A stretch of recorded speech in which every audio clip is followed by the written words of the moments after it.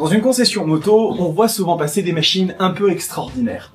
Mais aujourd'hui, ce que j'ai à vous montrer est véritablement exceptionnel puisque je suis devant une Bimota KB4 qui est l'association des moteurs Kawasaki avec des parties cycles absolument incroyables et des solutions techniques qui sont juste uniques. Et je vais vous faire le tour de cette machine, vous allez voir, c'est ultra intéressant.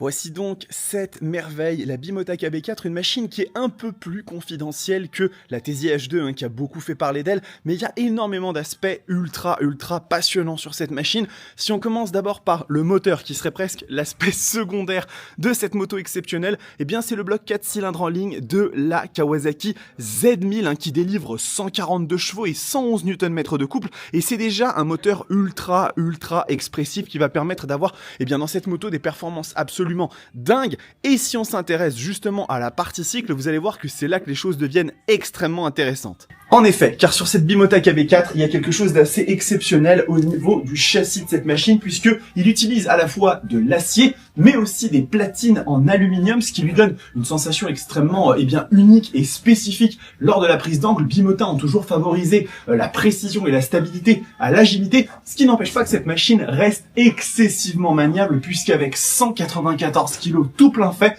le rapport poids-puissance est ultra avantageux. Après, il y a aussi beaucoup de petits détails très croustillants sur cette machine. Je vais vous les passer en vue, vous allez voir, ça mérite le détour.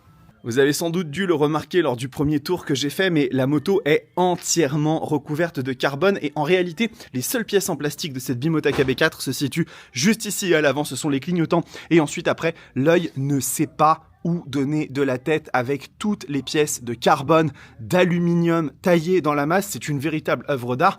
Et si vous regardez la selle, celle-ci aussi est faite du plus beau cuir, pas forcément le plus confortable, mais ce n'est bien évidemment pas ce que l'on veut dans cette moto. Ce que l'on recherche avant tout, c'est une œuvre d'art, une pièce d'orfèvrerie en termes de mécanique, de précision, de beauté. Ce sont des standards qui peuvent être un petit peu aujourd'hui relatifs, parce que c'est une machine qui évoque vraiment le côté café racer. Mais en tout cas, ce qui est sûr et certain, c'est que cette Bimota KB4 ne laisse absolument personne indifférent.